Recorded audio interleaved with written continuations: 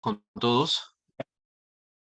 Bien, buenas noches con todos los presentes. En primer lugar, mi agradecimiento al doctor Henry Ventura por nuevamente permitirme dirigirme a ustedes para, digamos, tratar algunas preguntas que podrían venir en un examen de la Junta Nacional de Justicia. Mi nombre es Rubén Guillermo López Rueda. Soy abogado por la Universidad Nacional Mayor de San Marcos y actualmente ostento el cargo de fiscal provincial penal del Distrito Fiscal de Ica.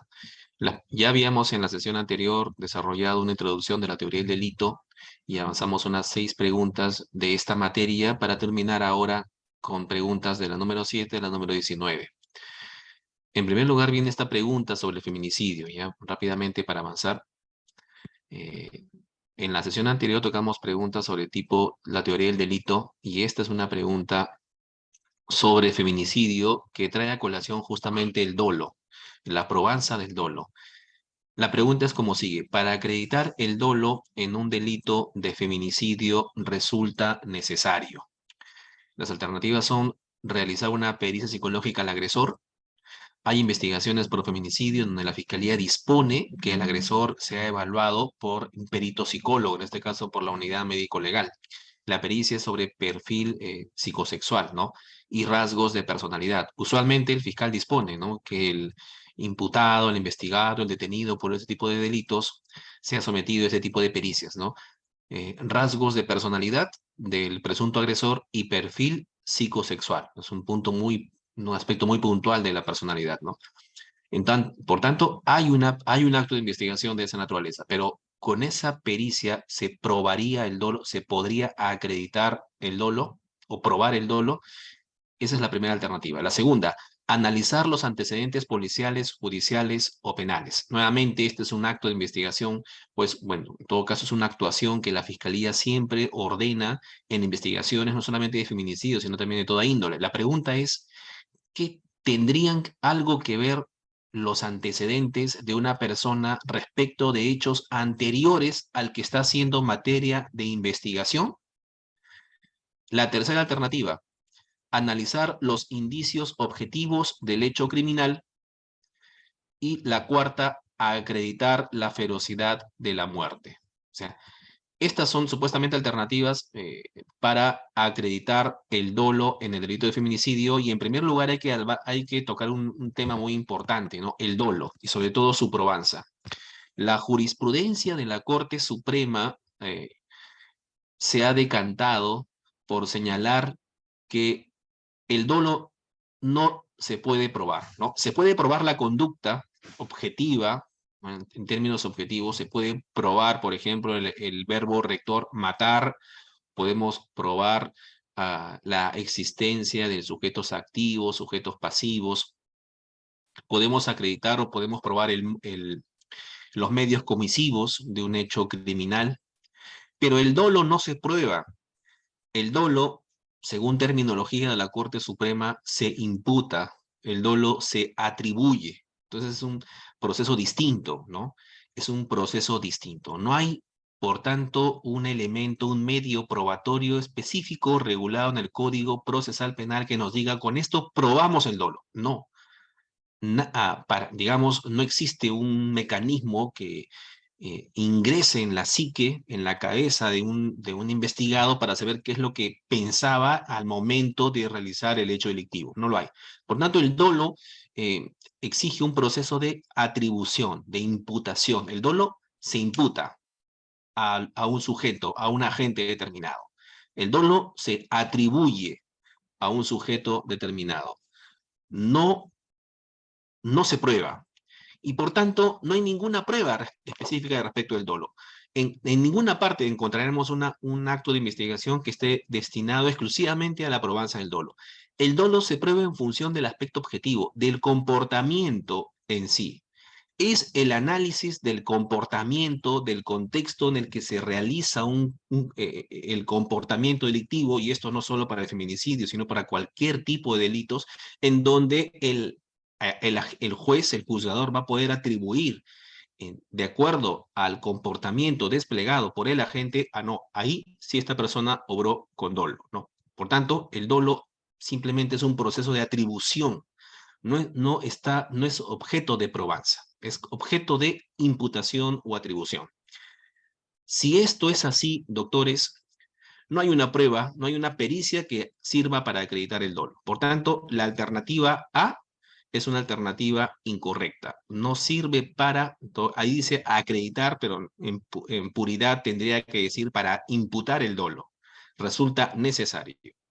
No existe una pericia psicológica para decir si el sujeto obró con dolo o no, o con culpa, dependiendo, ¿no? No existe esa pericia. Es más, el agresor podría, el imputado, el investigado, presunto agresor, puesto que está durante la investigación solamente se hablan de presunciones y no de hechos concretos, el presunto agresor podría negarse incluso a ser evaluado psicológicamente por parte de la unidad médico-legal del Ministerio Público. Por lo tanto, esa no es una pericia o una, digamos, algo que sea necesario, como lo postula la pregunta 7.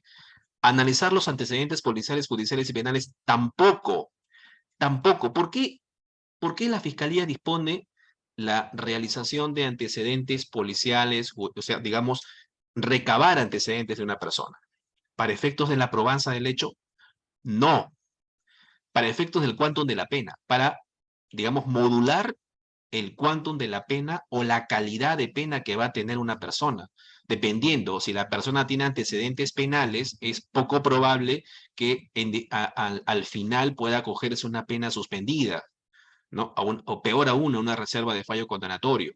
Si la persona registra reincidencia, es decir, que ha cumplido con una pena, y ojo, la reincidencia no solamente es el cumplimiento de una pena privativa de libertad, sino el cumplimiento que haya cumplido con cualquier tipo de pena. Por ejemplo, las penas de multa que ahora se están aplicando para los delitos de violencia familiar, para justamente evitar las penas privativas de libertad de corta duración, ¿no? Entonces, estos antecedentes, a mi entender, solamente servirían para acreditar la pena o para, digamos, acreditar, fundamentar la pena que se está postulando.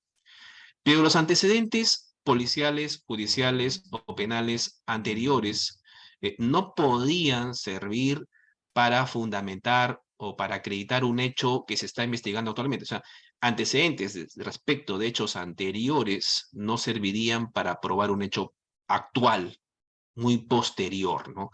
Si utilizáramos los antecedentes policiales, judiciales y penales para probar un hecho que se está investigando, estaríamos utilizando o estaríamos acercándonos un poco al derecho penal de autor y no a un derecho penal de acto, ¿no?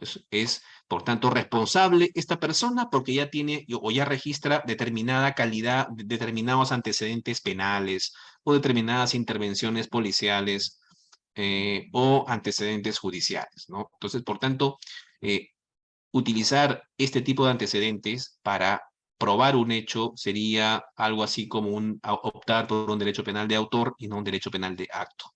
Esa alternativa B se descarta. La alternativa D, acreditar la ferocidad de la muerte. Pasemos por la alternativa de la última, acreditar la ferocidad de la muerte. Dice, para acreditar el dolo en el delito de feminicidio resulta necesario acreditar la ferocidad. Bueno, aquí hay que hacer mención a algo que ya se dijo en la sesión anterior, y es que el delito de feminicidio es un delito de tendencia interna trascendente, ¿no? O de tendencia interna intensificada. ¿Qué significa esto? ¿Qué significa esto? Hay que irnos al artículo 108b del Código Penal que regula el delito de feminicidio. La conducta típica del feminicidio es el hombre que mata a una mujer, ¿no? Bueno, el artículo 108b señala el qué, pero por acuerdo plenario 1-2016, que regula aspectos típicos del feminicidio, ese es el nomen juris de este acuerdo plenario, el sujeto activo del delito de feminicidio solamente puede ser un hombre. En términos biológicos, no es un elemento normativo, es un elemento descriptivo, no tiene nada que ver con el género, no tiene que ver con el sexo, más que todo, tiene que ver con el sexo y no con el género, aspecto biológico. Y el sujeto pasivo solamente puede ser una mujer, en términos biológicos, no en términos normativos, ¿no? Un agente del feminicidio puede ser solamente el hombre, biológicamente hablando, y sujeto pasivo del delito de feminicidio solamente puede ser la mujer, biológicamente hablando. Por más que un hombre se sienta o se autoperciba como mujer, nunca va a poder ser víctima de un delito de feminicidio, ¿no? Tampoco existe el feminicidio de hombre hacia hombre o de mujer hacia mujer, porque el feminicidio es una respuesta jurídico penal a una violencia de género. Y esta violencia de género en contra de las mujeres se da justamente entre hombre hacia la mujer por estereotipos de género, ¿no? Estereotipos machistas, discriminación, situaciones de subordinación socialmente aceptadas, históricamente aceptadas, etcétera. Pues bien, ese acuerdo plenario 1-2016 que regula los aspectos típicos del feminicidio señaló que el móvil con el que tiene que actuar el feminicida, es decir, el móvil feminicida, es justamente ese, matar a una mujer por el solo hecho de ser mujer. Es decir, cuando el hombre le quita la vida a una mujer porque, digamos, en un contexto por violencia de género, en el sentido de que la mujer de repente no siguió un patrón machista, ¿no?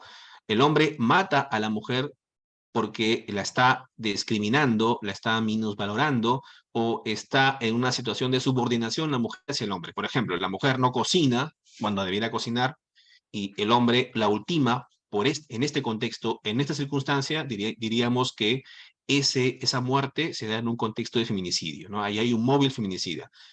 Por ejemplo, el hombre que mata a la mujer porque, digamos, terminó con ella, es una expareja del varón y sin embargo le encuentra con otro hombre y monta en celos y le dice algo como si no eres mía, no eres de nadie, y que en ese contexto la asesina, le dispara un tiro en la cabeza.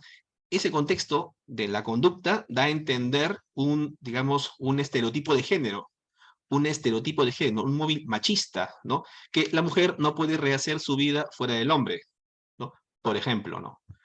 O los celos enfermizos, ¿no? También, si un hombre mata a una mujer mediando estos celos enfermizos, eso quiere decir que la mujer es propiedad del varón, también estaríamos hablando no de un homicidio o asesinato, sino de un feminicidio, porque justamente la muerte se da en ese contexto de minusvaloración, de discriminación, en un contexto de violencia de género, en el sentido de que se mata a la mujer justamente porque no cumple con determinados estereotipos machistas, que se supone debería cumplirlos, ¿no? Pero que atentan contra la igualdad, la no discriminación, la dignidad de la mujer, entre otras, ¿no? Entonces, el acuerdo plenario 1-2016 ha dicho que el móvil feminicida es que matar a la mujer por el hecho de ser mujer. El móvil feminicida es incompatible con estas circunstancias del asesinato que son la ferocidad, el lucro, el placer, ferocidad, codicia, lucro o placer. Así lo señala expresamente el acuerdo plenario 1-2016. Es decir, lo que en puridad nos dice el acuerdo plenario es que en una misma conducta de feminicida no pueden concurrir en el agente el móvil feminicida, matar a una mujer por el hecho de ser mujer, y a la vez el móvil asesino, que es ferocidad, codicia, lucro, placer, ¿no? Son incompatibles.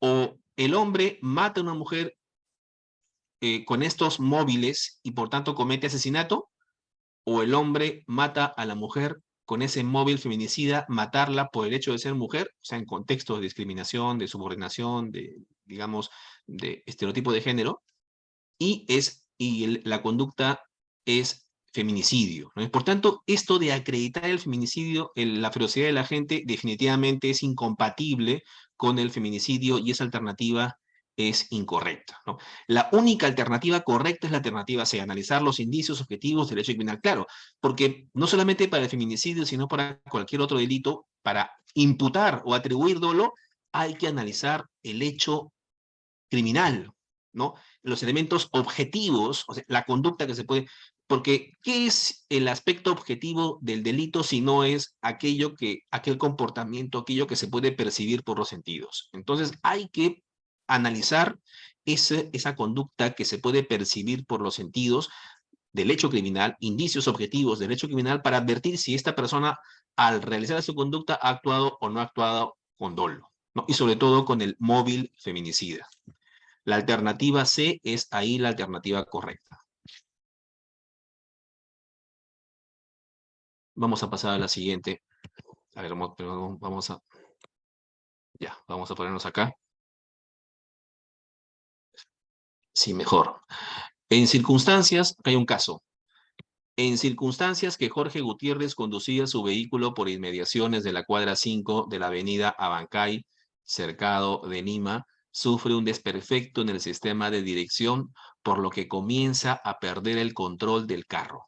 ¿No? Sufre un desperfecto, comienza a perder el control del carro. No obstante ello, como se encuentra apurado, continúa con su marcha y cuando pretende doblar hacia el jirón Miro Quesada, se despierta, bueno, se despista aquí, se despista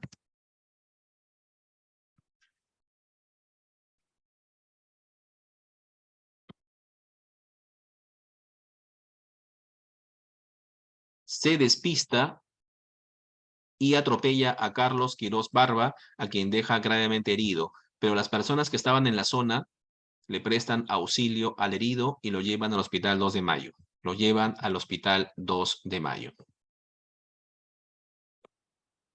Jorge, el conductor, nervioso por lo sucedido y sabiendo que es un personaje público, bueno, digamos que es un locutor de noticias, no sé, un presentador de noticias, se aleja del lugar del accidente, pero al cabo de 15 minutos se regresa al lugar del accidente. O sea, se aleja, pero a los 15 minutos se desiste y retorna. Y se pone a derecho ante la autoridad policial que se encontraba en la zona realizando el ITP, o sea, la inspección técnico-policial, por lo que es llevado a la comisaría de San Andrés, ¿no? La comisaría de San Andrés es una comisaría del centro de Lima que está ubicada casi casi por el jirón, pues no recuerdo en este momento, pero está cerca de la Plaza Italia, ¿no? Casi al límite del barrio Saltos. Bien, ese es el caso, ¿no? Este señor conducía su vehículo, pierde el control del carro por un desperfecto en el sistema de dirección, comienza a perder el control del carro manejándolo por un desperfecto, pero como se encuentra apurado, continúa su marcha. Y cuando pretende doblar por el jirón Miro Quesada, se despista y atropella a un peatón, ¿no? Lo deja gravemente herido y huye y se va del lugar, pero a los 15 minutos dice, no, soy personaje público, digamos, se arrepiente un poco de estar huyendo en lugar del accidente, regresa a los 15 minutos y se pone a disposición de la autoridad policial que estaba realizando la inspección técnico-policial en el lugar, ¿no? Inspección técnico-policial o inspección técnica de tránsito en el lugar y es llevado a la comisaría. ¿Ya? Las preguntas. En relación con el caso narrado, se puede decir que Jorge Gutiérrez ha incurrido, ¿en qué delito habrá incurrido? ¿No? Analicemos uno por uno. Eh, Omisión de socorro. El delito de omisión de socorro está regulado en el artículo 126 del Código Penal. Artículo 126 del Código Penal, por acá tengo mi Código Penal, artículo 126 que señala que el que ha herido o incapacitado, el que omite, el verbo rector es omitir, prestar auxilio a una persona que ha, digamos, ha incapacitado, artículo 126, el que omite prestar auxilio. Omisión de socorro, artículo 126. El que omite prestar socorro a una persona que ha herido o incapacitado, poniendo en peligro su vida o su salud, será retenido con pena privativa no menor de 3 años, ¿no? ¿Habría cometido este conductor Jorge Gutiérrez el delito de omisión de socorro en ese caso en concreto? No. ¿Por qué no? Porque no se dan los elementos del tipo objetivo del artículo 126 del Código Penal en este caso. ¿Cuáles son los elementos del tipo objetivo del artículo 126? El que omite prestar socorro a una persona que ha herido o incapacitado. Bien, el señor lo ha atropellado, es decir, lo ha incapacitado, no, lo ha herido, y omitió prestarle socorro respectivo. Claro, eso sí lo ha cometido, ¿no? Él ha omitido, en lugar de, es un delito de omisión del artículo 126 y los delitos de omisión no son precisamente los delitos en donde uno no hace absolutamente nada. En los delitos de omisión, el agente no es que no haga nada, sino que no hace lo que se supone que debe hacer o hace otra cosa distinta, ¿no? A lo que debería hacer, ¿no? En este caso, el señor optó por huir del lugar y omitió prestarle el socorro. Sí, hasta ahí omite prestar socorro, ¿no? A una persona que ha herido o incapacitado también. Pero el elemento típico que no está cumpliendo este señor Jorge Gutiérrez es poniendo en peligro su vida o su salud, ¿no? O sea, ha puesto en peligro la vida o la salud del atropellado. Bueno, además de haberlo atropellado, esta persona fue inmediatamente auxiliada por otras y llevada al hospital 2 de mayo, ¿no?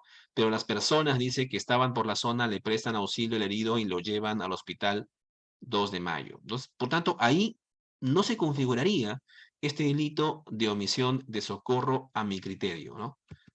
Pasemos al otro delito, a las lesiones culposas agravadas, ¿no? Lesiones culposas agravadas. Cualquiera podría señalar aquí que leyendo el caso, parecería que sería un delito culposo, ¿no? Delito negligente, delito, digamos, que evidencia cierta impericia, negligencia, imprudencia por parte del conductor, pero si lo leemos detenidamente el caso, en realidad no habría ninguna culpa, lo que habría es dolo. ¿Por qué? Fíjense ustedes, el señor iba conduciendo cuando sufre un desperfecto en el sistema de dirección, por lo que comienza a perder el control del carro. No obstante ello, como se encuentra apurado, continúa con su marcha. Es decir, el señor Jorge Gutiérrez tenía conocimiento de que su vehículo presentaba un desperfecto. O sea, tenía conocimiento de una situación de riesgo que podría implicar riesgo para la vida y la seguridad no solamente de él, sino de los peatones, ¿no? De los peatones. Y pese a ello, pese al conocimiento probable de una lesión a bienes jurídicos importantísimos, ¿qué hace este conductor? Decide continuar con la marcha de su vehículo. Es decir, se representa no el resultado muerte o lesiones de cualquier peatón, sino se representa la alta probabilidad de resultado muerte o lesiones de cualquier peatón que esté pasando junto con el vehículo por donde va a circular él, y pese a ello continúa con la marcha de su vehículo. Esa descripción, esa descripción de la conducta de Jorge Gutiérrez es una descripción del dolo eventual y por tanto delito doloso, delito doloso. No es digamos, una conducta culposa. No es una conducta culposa en el sentido de que está manejando y de pronto él pierde el control porque, digamos, alguien no sé, al momento de contestar el celular, que estaba al costado en el asiento del copiloto, el conductor contesta el celular y por tanto en ese descuido atropella a otra persona, ello podría evidenciar una conducta culposa en ese aspecto, pero no, aquí en el caso en concreto ya tenía conocimiento de que su vehículo presentaba un desperfecto y pese a ello, como estaba apurado, continúa con su marcha, es decir, continuó y termina atropellando. A mi entender, esta figura es un típico caso de delito de lesiones dolosas con dolo, digamos, con dolo eventual, pero dolosas al fin, y dolosas graves, porque Carlos Quirós Barba es el peatón que quedó gravemente herido según la conducta, según el caso en concreto. La otra sería fuga del lugar del accidente de tránsito, y no es fuga, ¿por qué? Porque si bien fugó, efectivamente, si bien fugó, a los 15 minutos regresó, a los 15 minutos regresó. O sea, el delito de fuga es cuando uno digamos, se sustrae del lugar del accidente en donde han habido lesiones o muertes, justamente para evitar ser identificado. No solamente para evitar ser identificado, sino también para evitar las pruebas respectivas, ¿no? Sobre todo la alcoholemia, ¿no? Y el examen toxicológico son importantes para saber si las causas del atropello a una determinada persona. Entonces, este delito de omisión, de fuga del lugar del accidente, no se habría dado en el caso porque el señor regresa a los 15 minutos. Es decir, si estaba ebrio y regresa a los 15 minutos, es altamente probable que estas pericias no se hayan perdido, sino que se puedan realizar, porque solamente habrían pasado 15 minutos. Por tanto, no comete este delito de fuga del lugar del accidente de tránsito. Lo que cometería en este caso es un delito de lesiones graves. Esa es la respuesta, lesiones graves.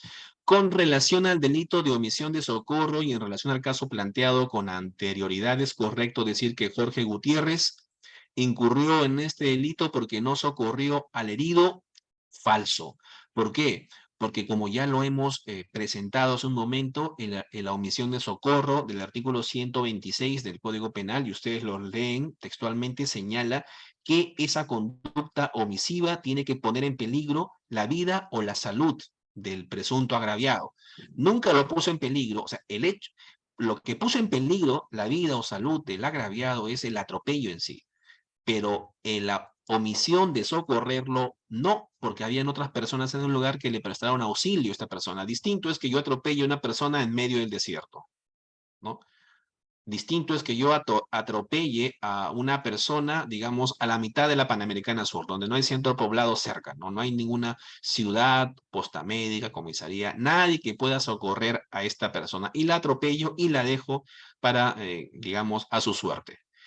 Ahí sí podríamos decir que estaría incurriendo no solamente en un delito o tipo de lesiones, sino en un tipo de omisión de socorro, ¿no? Pero acá no ha pasado esto, ¿no? Por tanto, la alternativa A es incorrecta. No se puede decir eso. No, alternativa B, no incurrió en este delito porque si bien hirió a Carlos Quirós y se retiró del lugar del accidente, otras personas la auxiliaron inmediatamente. Esta es la respuesta. Esa es la respuesta. La razón, digamos, la razón de ser de este artículo 126 es el castigar a quienes, a pesar de haber herido o incapacitado a alguien, pese a ello, no la auxilian y la ponen ahí, digamos, la ponen en peligro para su vida o integridad física. O sea, el hecho de no socorrerlo, ¿no? Lo que no se ha dado en este caso, puesto que objetivamente esta persona nunca quedó desamparada, habían personas que terminaron por auxiliarlo. La alternativa B sería la correcta, sin embargo vamos a analizarla. No cometió, la alternativa C, no cometió este delito porque volvió al lugar del accidente. Bueno, no es que lo que, lo que no cometió el delito de omisión de socorro, sí, no cometió el delito, pero no porque haya regresado al lugar del accidente, sino porque habían otras, porque nunca la puso en peligro con esa omisión, sino que habían otras personas que terminaron por auxiliar. En todo caso, el delito que no habría cometido por volver al lugar del accidente sería el delito de fuga del lugar del accidente de tránsito. Por tanto, ahí la alternativa es la B, la correcta. Sobre la antijuridicidad es incorrecto afirmar lo siguiente. O sea, de estas alternativas tenemos que, indicar la incorrecta respecto de la antijuridicidad. Recuerdan ustedes que la antijuridicidad es un atributo de la conducta, ¿no? Y en concreto es un atributo de la conducta típica, porque como ya lo hemos señalado en la sesión anterior, la teoría del delito que desarrolla el Código Penal no lo desarrolla de manera expresa, sino que ha sido producto de la doctrina y de la jurisprudencia. El legislador penal en ninguna parte del Código Penal va a decantarse por una posición causalista, finalista, funcionalista de la teoría del delito o de la teoría de la acción. Para nada. Es la doctrina, la mayoritaria por lo menos, y la jurisprudencia la que ha venido desarrollando estos conceptos de tipicidad, antijuridicidad y culpabilidad y de los supuestos o causas que excluyen cada uno de estas, digamos, estos estamentos, de estos, digamos, estos elementos del tipo de la teoría del delito, ¿no? Es más, dijimos que el artículo 20 del Código Penal era un ejemplo claro de que el legislador no había optado por ninguna teoría del delito, ni mucho menos había desarrollado o, digamos, había legislado o precisado estas son causas de tipicidad y estos son supuestos que la excluyen, o estos son los supuestos que excluyen la antijuridicidad o las causas de justificación o las causas de exculpación. No hay ninguna regulación expresa en el artículo 20 que clasifique estas son causas de que anulan la acción, estas son causas de atipicidad, causas de justificación, causas de exculpación. No, todas estas causas están conglomeradas, están mencionadas, pero sin ningún, digamos, sin ningún término técnico ni sistemático en el artículo 20 del Código Penal bajo el nombre de imputabilidad. A ver, bajo el nombre de inimputabilidad. Inimputabilidad. Ojo, está exento de responsabilidad penal. Es decir, exenciones de responsabilidad, eximentes de responsabilidad penal. ¿No? Ahí están todas las eximentes que anulan conducta, que anulan, justifican una conducta, regula causas de exculpación, entre otros, ¿no? Pues bien, la antijuridicidad es ese atributo de la conducta típica de ser contraria a derecho, ¿no? Es ese atributo de la conducta de afectar afectar, lesionar o poner en peligro un bien jurídico protegido, ¿no? Es, ¿y cómo podremos llegar al convencimiento de que una conducta típica es antijurídica o contraria al derecho en términos formales o en términos materiales? Analizándolo en un aspecto negativo, es decir, analizando supuestos en los que la conducta está justificada, es decir, supuestos en los que no es contraria al derecho, ¿no? Y aquí tenemos causas de justificación que las regula el artículo 20 del Código Penal. La primera causa de justificación de la que se está hablando hoy en día y harto por cuestiones mediáticas es de la legítima defensa.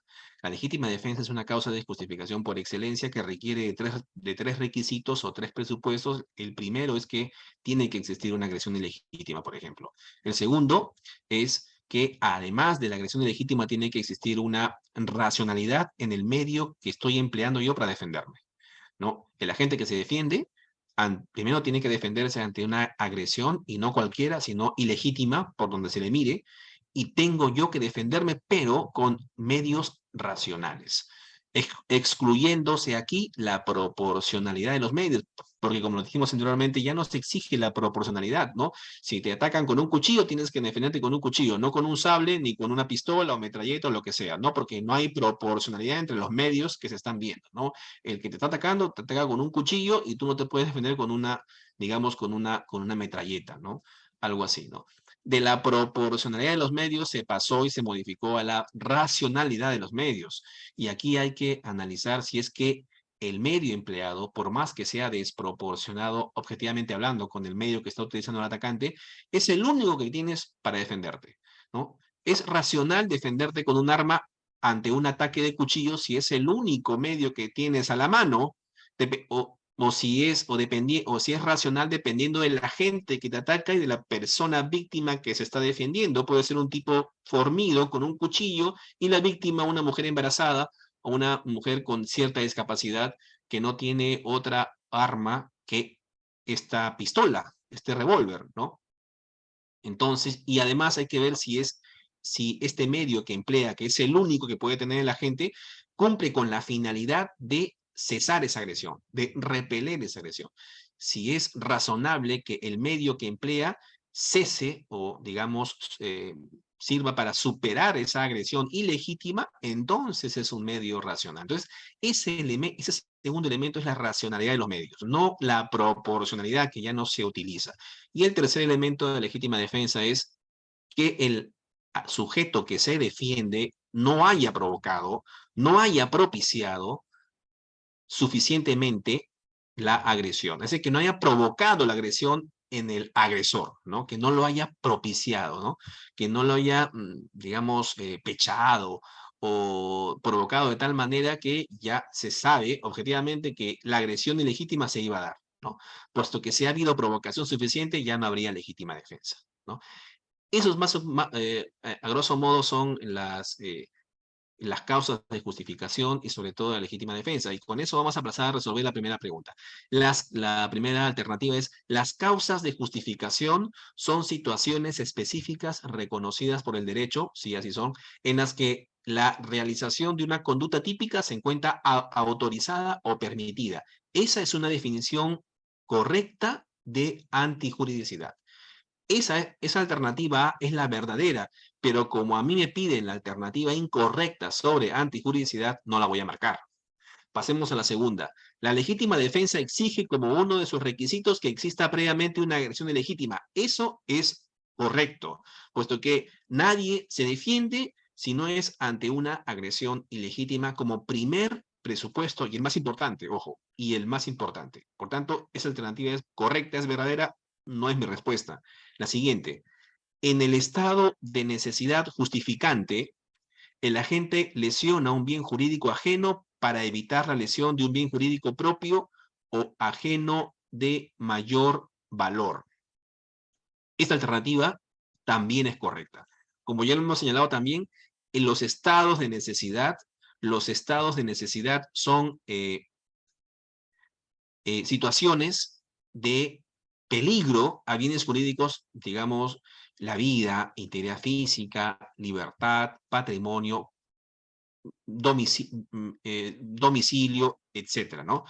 En los estados de necesidad, lo que se da es una situación de apremio, de riesgo a cualquier bien jurídico protegido, de tal suerte que se tiene que elegir un bien jurídico en detrimento del otro. Se preserva un bien jurídico por sobre la afectación de otro bien jurídico. Esa es la definición clásica de los estados de necesidad. La diferencia entre el estado de necesidad justificante y el estado de necesidad exculpante es básicamente que en el estado de necesidad justificante los bienes jurídicos en conflicto pueden ser cualquiera, entran a tallar todos los bienes jurídicos, ¿no?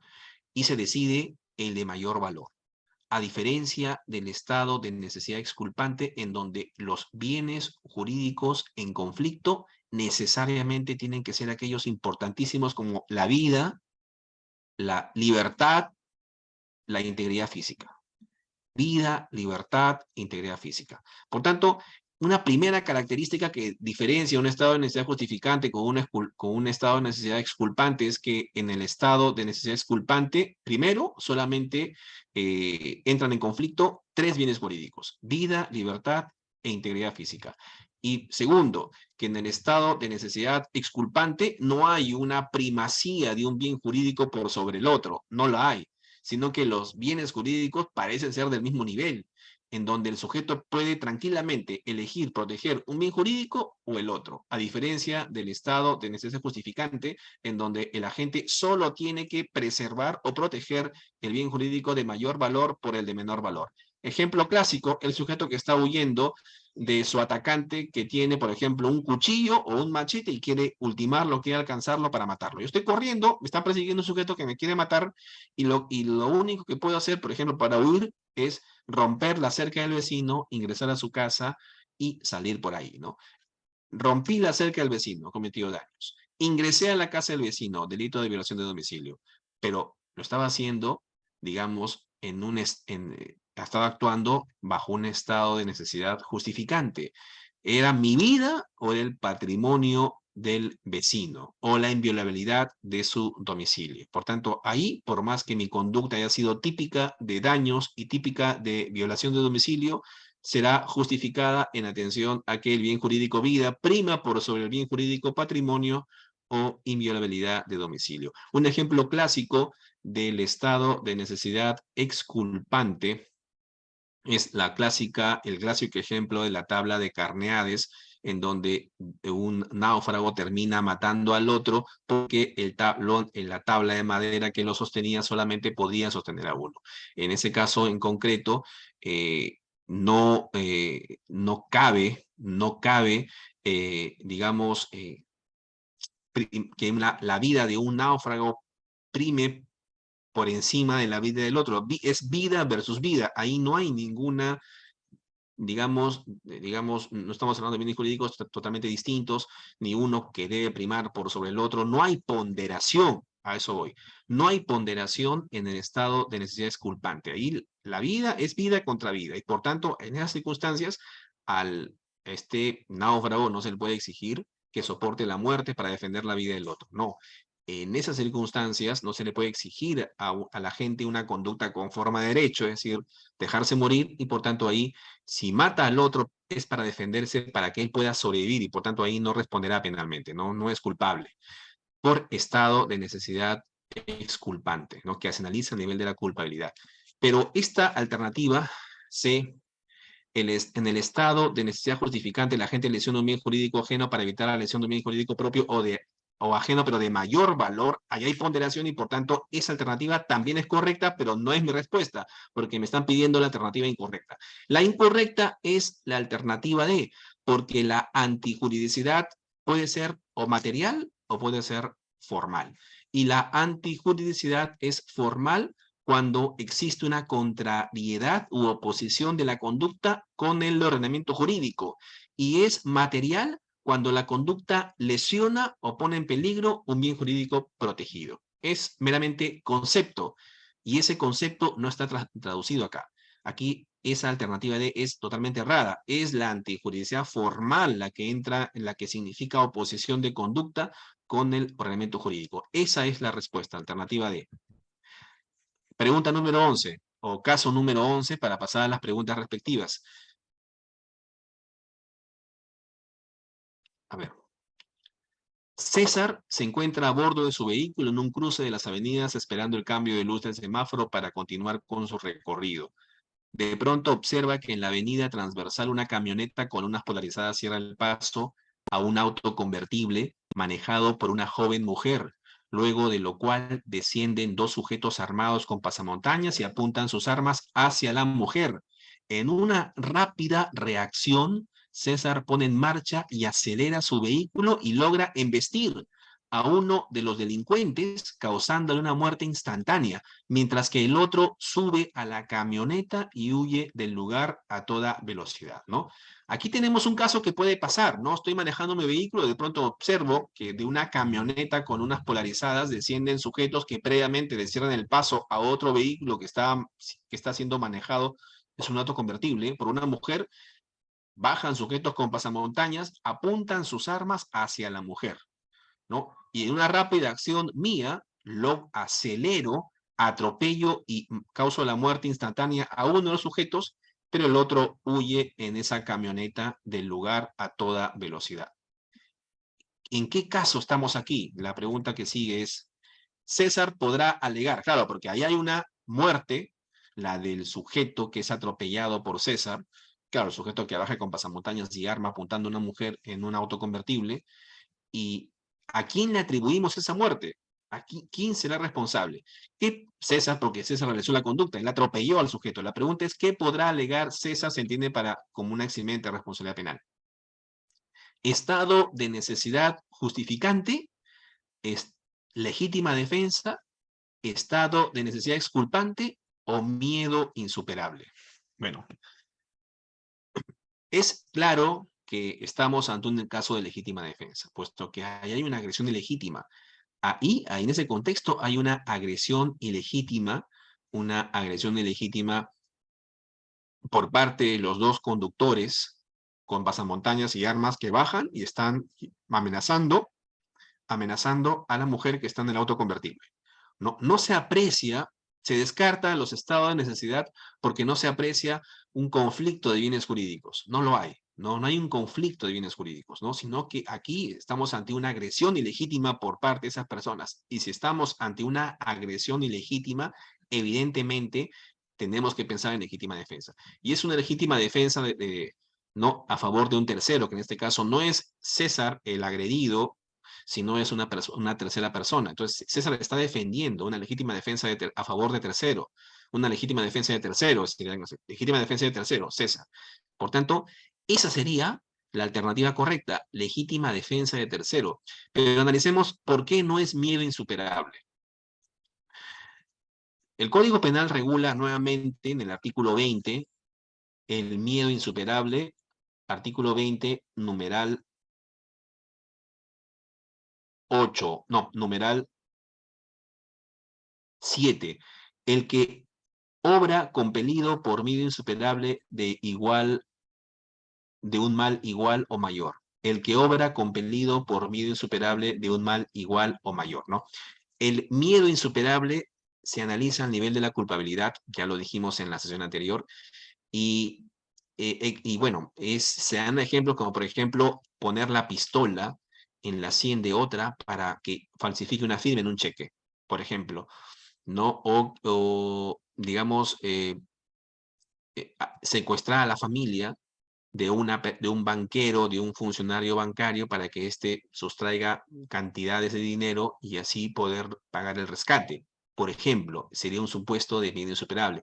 Pero en ambos supuestos, el agente realiza una conducta típica y antijurídica, un injusto penal, pero que se resuelve a nivel de la culpabilidad, ¿no? Se resolverá a nivel de la culpabilidad, ¿no?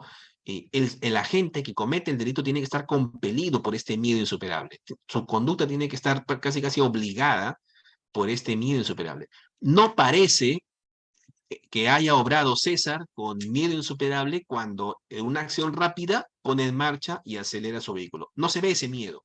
Lo que se ve es un ánimo de defender a la mujer, porque estaba ante una agresión ilegítima, un peligro para la vida de la mujer. Por eso es que en una acción rápida, decide acelerar la marcha y atropellar e embestir a uno de estos sujetos. Por tanto, ahí no hay un medio superable, ¿no? Lo que sí hay es una legítima defensa que se analiza a nivel de la antijuricidad, y esa sería la respuesta correcta.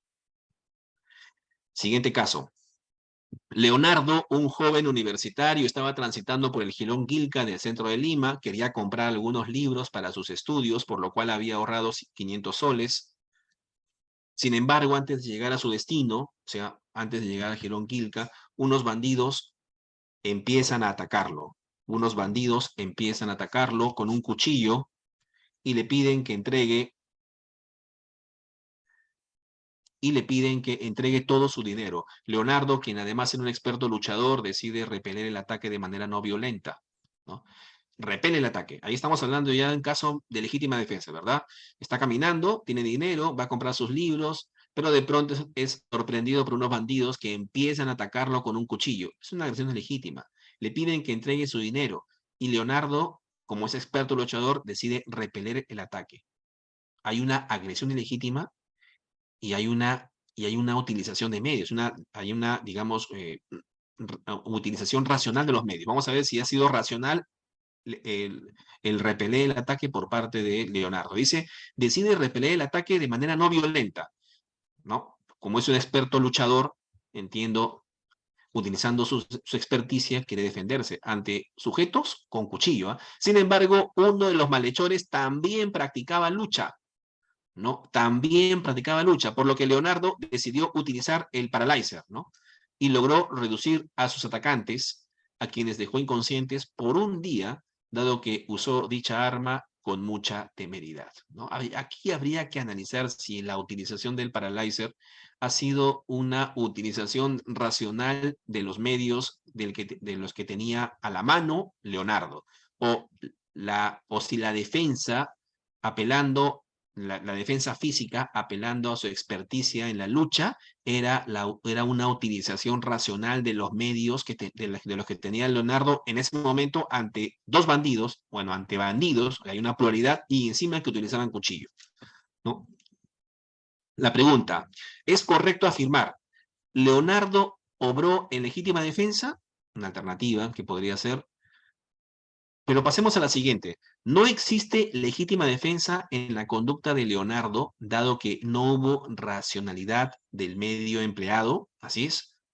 Leonardo realizó una agresión ilegítima y por tanto debe ser acusado por delito de lesiones. ¿O no existió proporcionalidad del medio empleado por Leonardo, paralyzer, y el medio empleado por los malhechores, cuchillo? Bueno, de plano descartamos esta alternativa D porque no existe proporcionalidad de medios en el Código Penal. El artículo 20 no regula proporcionalidad de medios, sino racionalidad en los medios utilizados por el sujeto que se está defendiendo, ¿no? Esta alternativa D de plano se descarta, al igual que la alternativa C, porque no es Leonardo el que está agrediendo, sino el que está siendo agredido, y es más que todo él se está defendiendo. Entonces se descartan la alternativa D y la alternativa C. Y también debe descartarse la alternativa B, ¿no? Quedándonos con la alternativa A como respuesta. ¿Por qué? Porque ahí sí hay una utilización racional de los medios empleados para la defensa en Leonardo. Claro, si fue una utilización racional y progresiva, él utilizó su experticia como luchador para defenderse primero, y luego, como no pudo porque eran varios bandidos y con cuchillo, utilizó el paralyzer para defenderse. Hay digamos, una utilización escalonada, ¿no? De los medios con los que él utilizaba para defenderse. Ahora, el paralyzer, en ese contexto, tenía por finalidad cesar la agresión. En ese contexto, sí, tenía por finalidad cesar la agresión, porque no tenía otro medio para defenderse. Por tanto, la alternativa correcta es la A, obró en legítima defensa. Sobre la legítima defensa se puede afirmar que, esta es una pregunta más que teórica, ¿no? Sobre la legítima defensa se puede afirmar que no es usada como eximente de responsabilidad penal. No, bueno, sí es usada. Sí es usada como eximente de responsabilidad. Así lo menciona el artículo 20, el legislador penal, en el artículo 20 del Código Penal. Es un eximente de responsabilidad, legítima defensa. Es una causa de justificación, porque el artículo 20 regula causas de ausencia de acción, regula causas de justificación, regula causas de exculpación, ¿no? Por tanto, ahí la alternativa A es falsa, sí es un eximente de responsabilidad penal. B, ¿requiere una agresión ilegítima? Claro que sí, esa es verdadera. En toda legítima defensa se requiere que la gente que se defiende tiene que defenderse ante una agresión, y no cualquiera, sino ante una agresión ilegítima. Esa sería la verdadera, pero vamos a seguir a leer las siguientes alternativas. ¿Requiere siempre el uso proporcional de los medios? No, porque no estamos hablando de proporcionalidad de medios. El legislador lo anuló. Lo que se discute en la legítima defensa como segundo presupuesto es la racionalidad de los medios empleados. La racionalidad, que es distinto a la proporcionalidad de los medios. Ahora, esa alternativa C es falsa. Y la alternativa D, ¿requiere la provocación suficiente de quien hace la defensa? No. Si el que se defiende provoca suficientemente al presunto agresor, no existiría legítima defensa. El tercer requisito de la legítima defensa es la falta de provocación suficiente, la no provocación suficiente, no que lo provoque suficientemente, ¿no? Por tanto, esa alternativa D es totalmente falsa. La respuesta es la B, que requiere una agresión ilegítima. 14. Pedro Hualpa es un poblador de la comunidad campesina de Yacta. Dicha comunidad es cercana al Brain, por lo que constantemente se ve intervenida por grupos subversivos, quienes le solicitan comida y hospedaje con la condición de no matarlos. Pedro Hualpa ya ha solicitado la intervención del Estado, pero nunca ha recibido ayuda, y dado que teme por su seguridad y la de su familia, siempre presta el apoyo a los grupos subversivos que lo solicitan. O sea, siempre presta apoyo a los grupos subversivos. Ahí está desarrollando una conducta delictiva, ¿no? Al menos una conducta típica, y bueno, por lo menos ahí, ¿verdad? Está desarrollando una conducta de colaboración con el terrorismo o financiamiento del terrorismo. Veamos. ¿Es correcto afirmar que Pedro Hualpa actúa bajo la justificante de miedo insuperable? Vamos a analizar esta alternativa primero.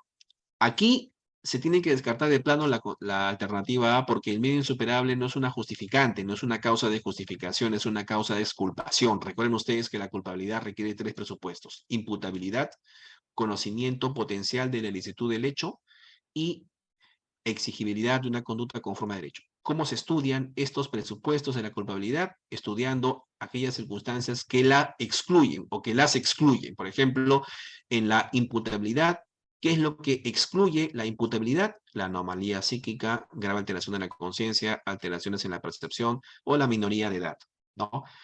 ¿Qué excluye el conocimiento potencial de la ilicitud del hecho? Los errores, los hierros. En este caso, error de prohibición o error de comprensión culturalmente condicionado también, ¿no? ¿Qué excluye la exigibilidad de una conducta conforme a derecho? Es decir, ¿en qué circunstancias no se le puede exigir? Hay una inexigibilidad de una conducta conforme a derecho en 2 circunstancias. Algunos señalan que es hasta 3, pero estas son, por ejemplo, ya lo hemos visto, en estado de necesidad exculpante, miedo insuperable, y algunos señalan a la obediencia debida, ¿no? Por tanto, esta alternativa A estructuralmente es incorrecta. Actúo bajo la justificante, no es una causa de justificación, es una causa de exculpación. En todo caso, debería decir actúo bajo la exculpante del medio insuperable. Falsaza. No es correcta la alternativa. Alternativa C. Responde por el delito de financiamiento del terrorismo. Podría ser esa respuesta, podría ser la respuesta, pero dejémosla ahí, porque ahora vamos a pasar a la alternativa de que es la más, digamos, la que se puede descartar del plano. ¿Actúa en legítima defensa? No, no se aprecia que exista una agresión ilegítima a la que automáticamente el señor Pedro Hualpa se esté defendiendo con los medios racionales que tenga a la mano. No, lo que sí hay es una situación de digamos, de coacción, hay una situación de extorsión aquí, de miedo, ¿no? En el que Pedro Hualpa se está, digamos, se está desarrollando, no, hay un miedo de atentar contra su vida por parte estos señores. A ver, perdón, vamos a ver.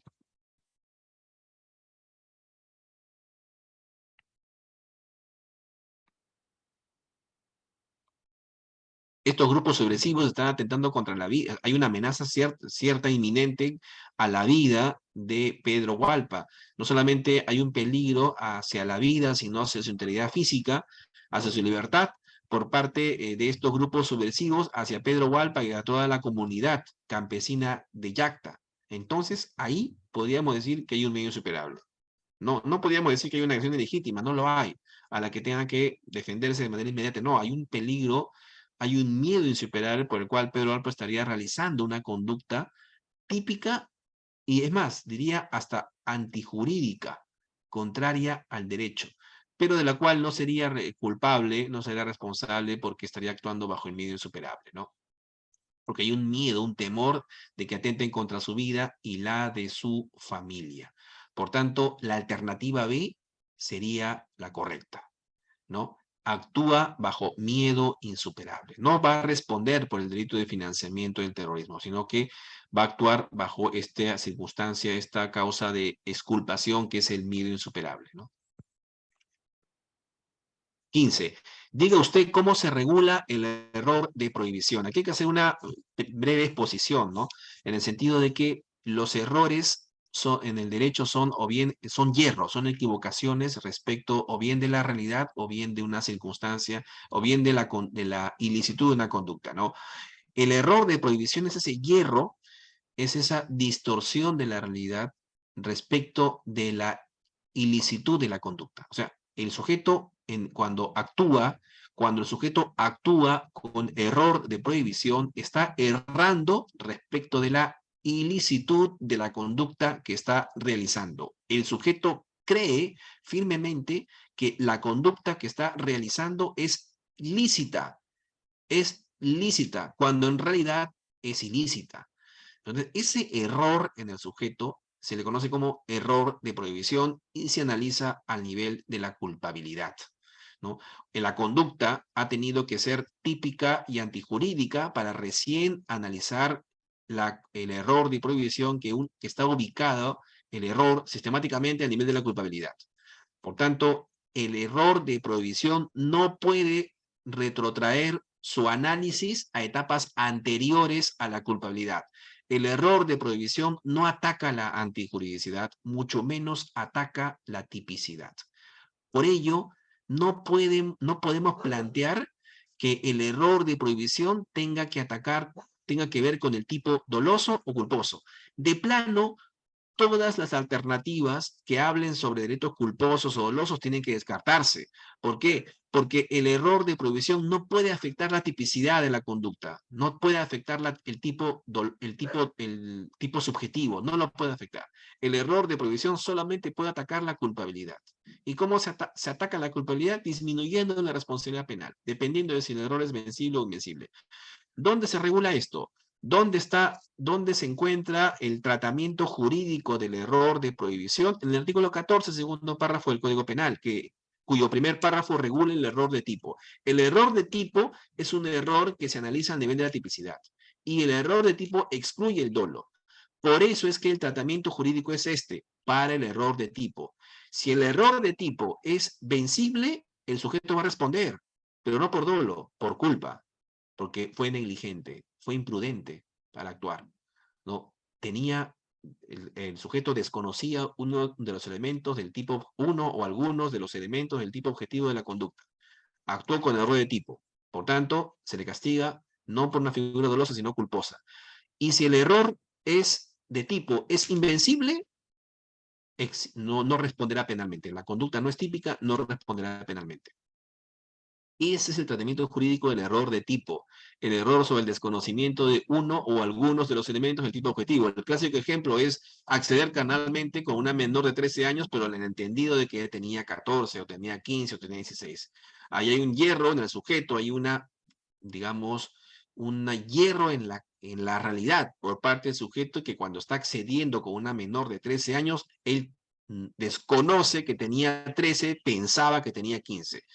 Es, digamos, lo que se alega con facilidad en este tipo de investigaciones, ¿no? Ahora, habría que ver. Si es error de tipo vencible, el sujeto va a responder por la modalidad culposa de esa figura delictiva. Y como el delito de obligación sexual de menor de edad del artículo 173 del Código Penal no tiene modalidad culposa, se exime de responsabilidad. Y si el error es invencible, también, porque si es invencible, el error de tipo, digamos, no responde penalmente. Ese es el tratamiento del error de tipo, distinto al tratamiento del error de prohibición, que no puede atacar el dolo, no puede atacar el aspecto objetivo. No, el error de prohibición es el hierro del sujeto en cuanto a la licitud o ilicitud de la conducta. El sujeto, cuando está accediendo carnalmente con una menor de 13 años, sabe lo que está haciendo. O sea, sabe que está accediendo a una menor de 13 años. Tiene conocimiento de la edad, pero desconoce que esa conducta es ilícita en el Perú, porque o viene del extranjero y vivió mucho tiempo en el extranjero, o es un extranjero que viene al Perú por unos días nada más, por cortos días, y desconoce que aquí en el Perú es delito tener acceso con una menor de 13 años, cuando en su país la edad límite es de los 11, por ejemplo. En ese caso podríamos decir que el sujeto actuó con error de prohibición, ¿no? ¿Cuál es el tratamiento del error de prohibición? ¿El delito culposo? No. No, ¿por qué? Porque la culpa y el dolo ya se analizaron a nivel de la tipicidad. El error de prohibición no puede afectar el tipo penal, ni en su aspecto objetivo ni en su subjetivo. El tratamiento es el siguiente, dependiendo de la vencibilidad o invencibilidad del error.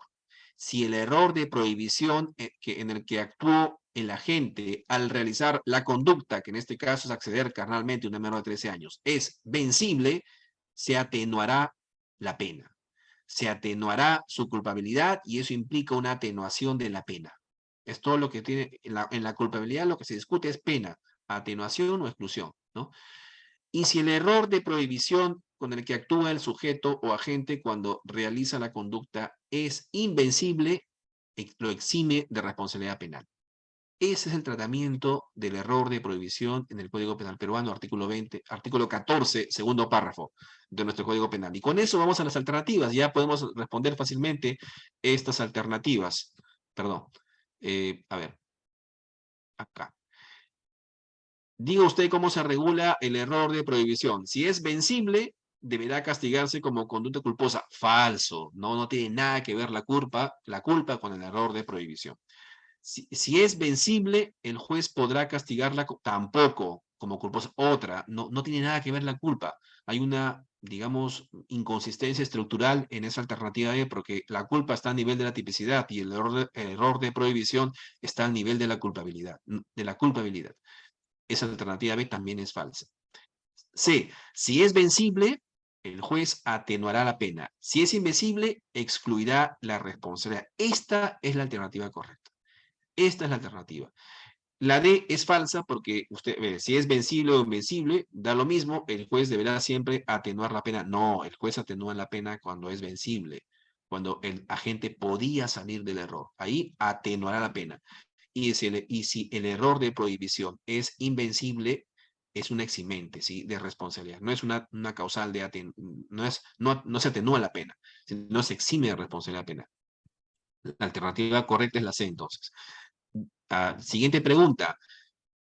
Perturbaciones de naturaleza fisiológica o psicológica. Acá la pregunta concreta es, ¿son perturbaciones de naturaleza fisiológica o psicológica? Bien,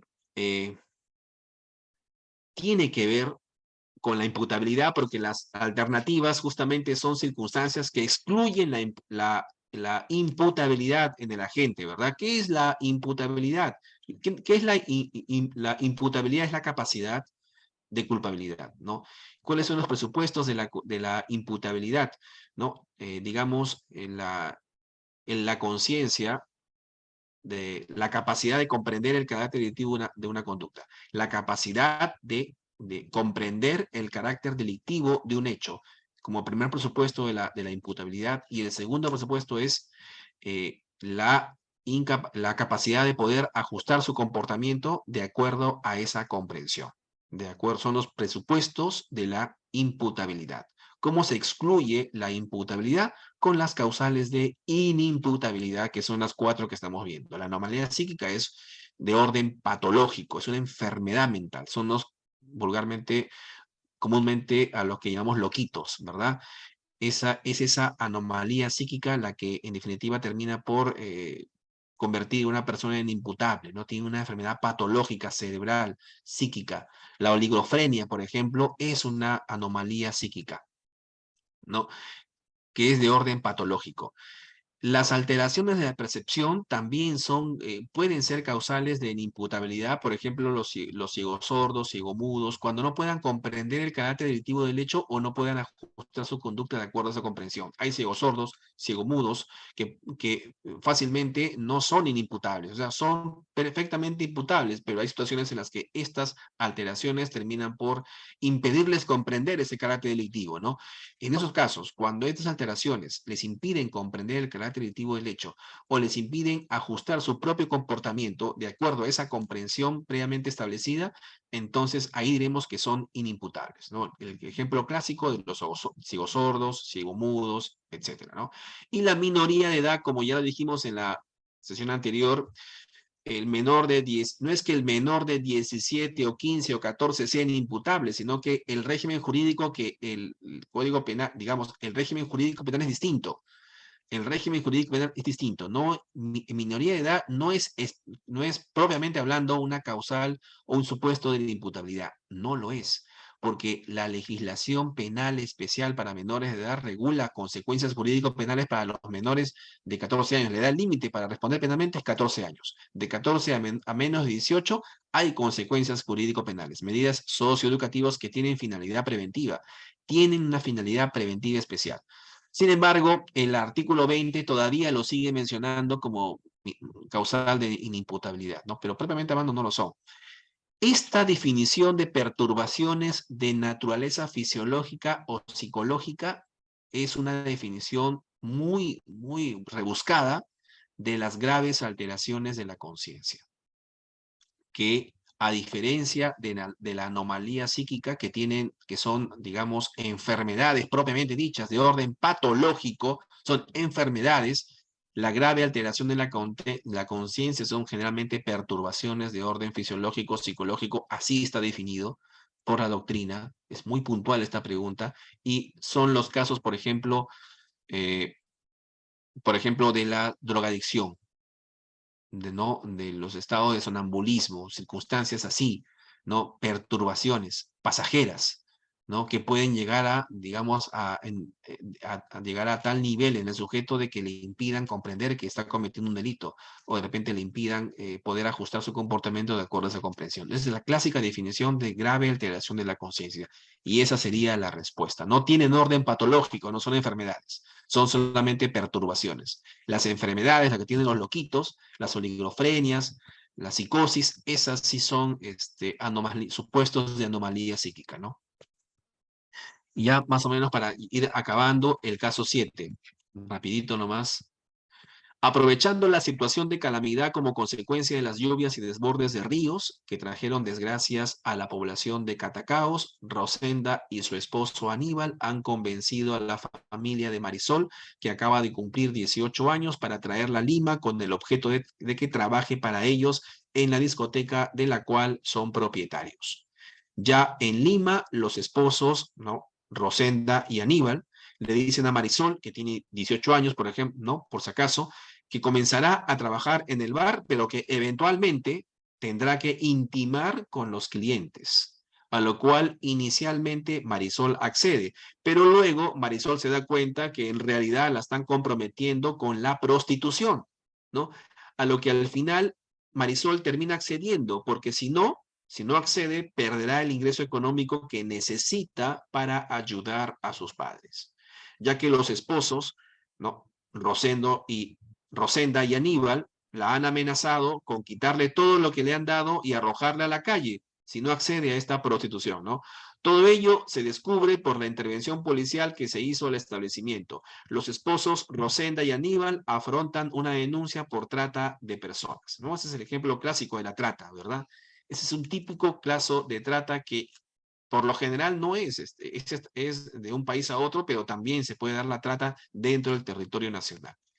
Y la trata es un delito proceso, es un delito que incluye varios tipos, varios verbos rectores, como lo vamos a ver, ¿no? Que buscan desarraigar a la víctima de su lugar de habitación, de su lugar de vivienda, hacia otro lugar con fines de explotación, ¿no? La trata simplemente es ese desplazamiento, ¿no? No es explotar. Hay otro delito que se conoce como explotación de personas víctimas de trata, pero es un delito distinto, que se da en un tiempo y lugar totalmente distintos. La pregunta es esta: ¿qué efecto jurídico determina el consentimiento prestado por Marisol? Nuevamente en el caso, Marisol, ¿qué es lo que ha consentido Marisol? ¿Qué es lo que ha consentido? ¿No? Ha consentido, aquí aparentemente habría consentido intimar con los clientes, ¿verdad?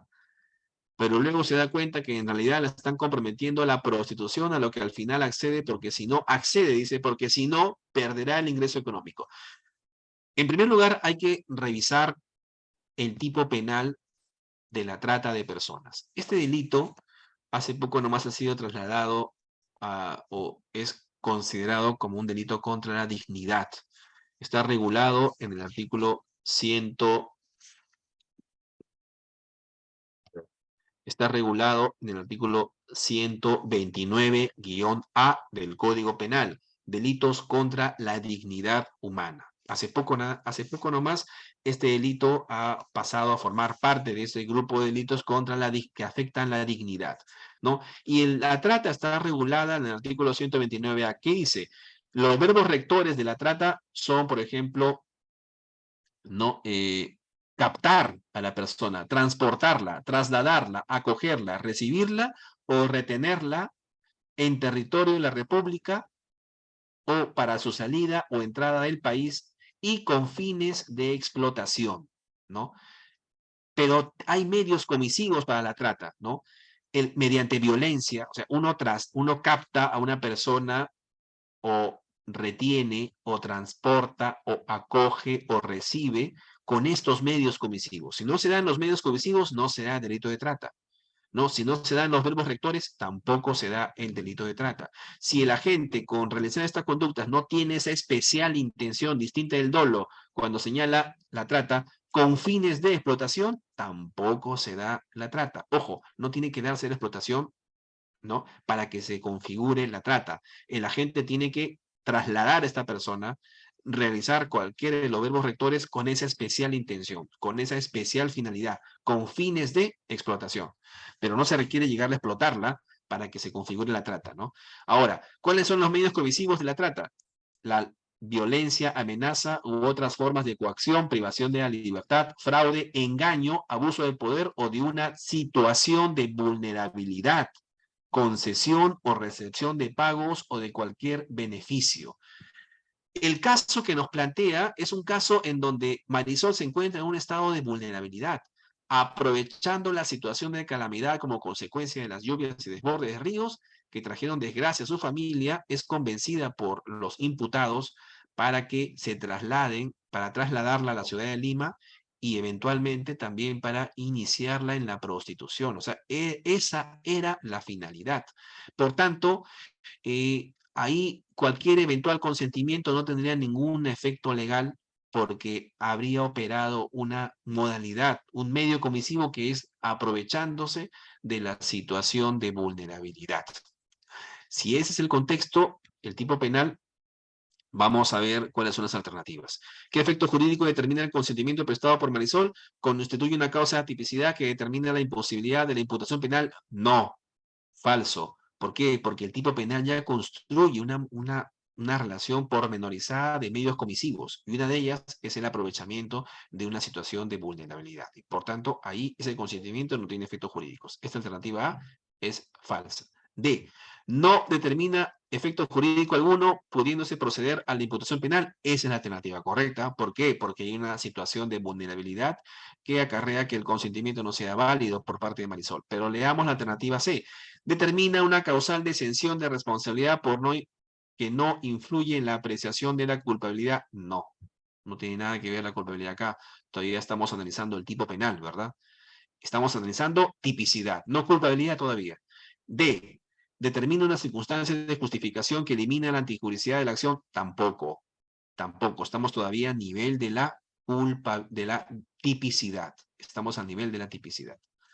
Por tanto, ahí la alternativa, incluso el consentimiento es considerado como una causa de justificación por la mayor parte de la doctrina y también la jurisprudencia, pero es respecto de bienes jurídicos disponibles, en donde no ha mediado ningún, y es más, bienes jurídicos disponibles en donde no haya mediado ninguna coacción y el consentimiento se haya prestado de manera libre, el consentimiento haya sido informado previamente, ¿no? No es el caso acá. No parece ser que haya habido un consentimiento que se haya prestado en un contexto, digamos, de libertad, sino de coacción, más que todo eso. Por tanto, la alternativa B es la alternativa correcta. Ya para culminar ya, el siguiente caso, un joven de nombre Luis Coaquira Mamani, de 21 años, natural del centro poblado eh, Queñaupampa, de Huaquira, provincia de Cotabambas, Apurímac, se enamora de una niña de 13 años. Ya por ahí vamos viendo el tema que es de violación sexual, ¿no? Por lo que ambos acordaron encontrarse el 13 de julio del 2014 a las 2 de la tarde por inmediaciones del sector denominado Socyapampa con la finalidad de planificar que esta última abandonara su domicilio. Ese mismo día, a las 6 de la tarde, por decisión del joven Coaquira Mamani, ingresado a un hotel cercano a la comisaría donde pernoctaron y mantuvieron relaciones sexuales de mutuo acuerdo, ¿no? En puridad, en puridad, una menor de 13 podría prestar su consentimiento. Difícil, ¿verdad? El artículo 173 no lo permite. Posteriormente continuaron sosteniendo relaciones sexuales de mutuo acuerdo, llegando incluso a convivir. Enterados los padres de la menor, estos formularon denuncia contra el mencionado joven, por lo que la Fiscalía Penal competente formuló denuncia penal por delito de violación sexual de menor de edad, artículo 173. Artículo 173 y... perdón. Del Código Penal. Este es el caso planteado. Durante el proceso se acreditó que el procesado incurrió en error al considerar lícito enamorarse de una chica de su comunidad y luego mantener relaciones sexuales, llegando incluso a convivir con ella hasta la fecha. Asimismo, se acreditó que en el centro poblado de Queñaupampa es costumbre la convivencia de mujeres desde los 13 años con jóvenes de la misma comunidad, siendo conocida como Tupucuy. El joven fue procesado y posteriormente absuelto de la acusación penal. Ya, tenemos que dar por sentado, o sea, el caso planteado no cuestiona el error. Aquí dice que el sujeto incurrió en error al considerar que estaba permitido mantener relaciones con una niña de 13 años, puesto que era costumbre en su comunidad. Si el sujeto fue absuelto, la pregunta es, identifique el instituto por el cual fue absuelto el procesado. El instituto jurídico penal, se entiende, que fue utilizado por el juez para absolverlo. ¿Cuál es ese instituto? Alternativas. ¿El procesado fue absuelto por haber incurrido en error de tipo? No, porque los errores respecto de la ilicitud de una conducta se ven al nivel de la culpabilidad. El error de tipo se ve al nivel de la tipicidad y por tanto ahí no cabe, esa alternativa es totalmente falsa. B, además, el procesado fue absuelto por haber creído que su conducta era lícita. Podría ser la respuesta, sin embargo, la pregunta está señalando el instituto. Identifique el instituto. ¿Y cuál es el instituto ahí? La alternativa B no señala el instituto.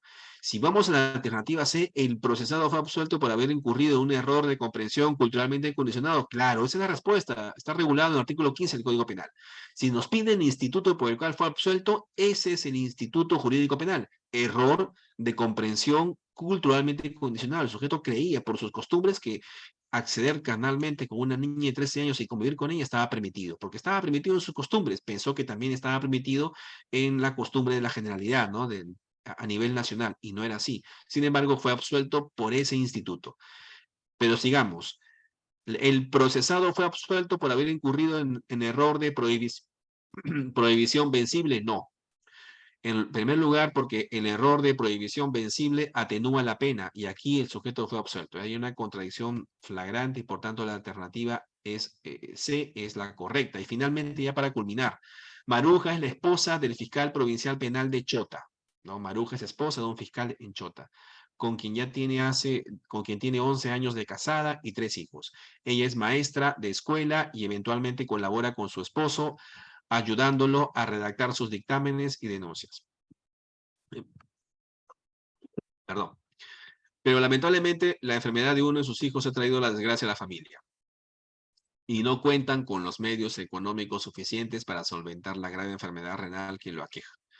Es así que el fiscal, hombre probo y honesto, tuvo que ceder ante la corrupción y comenzó a recibir dinero de una banda criminal de la zona para no denunciarlos, brindándoles así el fiscal protección a esta banda criminal. La esposa, Maruja, quedó extrañada ante la súbita bonanza económica de su esposo fiscal, y al pedirle explicaciones al señor fiscal, este le contó todo, le contó, sí, como tenemos apuros económicos, por la enfermedad de uno de estos hijos, me estoy cediendo a los actos de corrupción, estoy protegiendo a esta banda. Le contó todo. Posteriormente, en un operativo, de la policía son detenidos los integrantes de la banda, de esta banda criminal en Chota, y se descubre la participación del fiscal en estos hechos, puesto que no denunciaba los delitos por los que ya quedan cometidos por esta banda criminal. Maruja sabía todo esto. En consecuencia, la consulta es la siguiente, dice el caso. ¿Quedará amparada Maruja por la excusa absolutoria establecida por la ley al tener tan estrechas relaciones familiares con el agente? La respuesta es sí, en realidad sí, así lo es. ¿Por qué? Porque el artículo 406 regula justamente esta excusa absolutoria. Estamos hablando de los encubrimientos, el encubrimiento real y el encubrimiento personal sobre todo, ¿no? La, la ley castiga a las personas que ocultan evidencias de delito o las personas que sustraen a sujetos de la persecución penal, ¿no? El primero es un incumplimiento real y lo segundo es un incumplimiento personal, ¿no? Hay un reproche penal a esa conducta porque atenta contra la administración de justicia, ¿no? Sin embargo, hay una causal digamos, de no punibilidad, ¿no? La conducta es típica, hay una conducta típica antijurídica, hay una conducta culpable, pero por cuestiones de política criminal no será punible. Es un supuesto de no punibilidad de la conducta. Se estudia el nivel de la punibilidad. ¿Y cuál es ese supuesto? El hecho de que el agente sea cónyuge o tenga una estrecha vinculación familiar con el presunto, con el imputado, por ejemplo, que está sustrayendo, ¿no? A quien está sustrayendo de la acción de la justicia. Por tanto, ahí sí funciona esta excusa absolutoria. Pero veamos las alternativas, en primer lugar, ya para terminar esta sesión. Alternativa A. Efectivamente, la estrecha relación de cónyuge que la une a la gente determina que sea amparada por la causa de exención de responsabilidad contenida en la ley. Esa es la alternativa. Maruja no responde por encubrimiento personal, por esta excusa absolutoria del artículo 406 del Código Penal. Alternativa D. No procederá a la concurrencia de la excusa absolutoria, ya que Maruja era consciente de lo ilícito del accionar de su esposo y no lo denunció. No, sí procede en realidad, ¿no? Porque el derecho penal protege ahí la razón de ser de la excusa absolutoria, es un bien jurídico más esencial que, digamos, la persecución penal. En este caso es el vínculo familiar, ¿no? Que no se puede resquebrajar, ¿no? Alternativa D. No procederá ya que la conducta de Maruja no se encuentra en relación con los supuestos que establece la ley para la excusa absolutoria. No, sí está. Sí está. Y la alternativa es sí procede la exención de responsabilidad ya que por la gravedad de la enfermedad de su hijo. No, la excusa absolutoria procede por la estrecha vinculación familiar de Maruja y del imputado, que es, digamos, el imputado que es su esposo. No procede por la enfermedad del hijo, ¿no? La enfermedad del hijo no es un supuesto de que esté regulado como exención, como en el artículo 406 del Código Penal, ¿no? Aquí hay que mencionar que la enfermedad del hijo tampoco, ¿no? Es una causa que justifique o que exima de responsabilidad a un funcionario público como el fiscal por actos de corrupción, ¿no? Si así fuera, si se pudiese justificar un acto de corrupción por un apremio económico o por un apuro económico a consecuencia del hijo, no habría no existiría, pues, no existiría la penalidad por actos de corrupción. No se puede justificar una conducta con estas circunstancias. Tampoco se puede lograr eh, una exculpación por estas circunstancias. Se entiende que el funcionario público es probo en todo sentido. No puede caer en en actos de corrupción por apremios económicos, ¿no?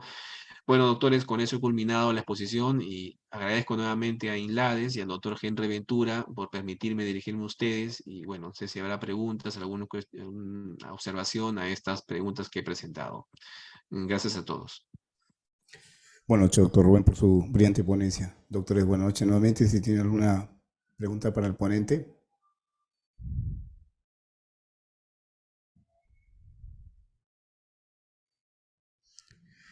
Doctor Rubén, no hay más preguntas, entonces daremos por culminada la sesión de hoy, agradeciendo además la participación de cada uno de ustedes y, bueno, desearles que tengan un buen fin de semana. Doctor Rubén, muchas gracias y un buen fin de semana para todos. Gracias. Igualmente también, buen fin de semana para todos, doctores. Hasta luego. Buenas noches.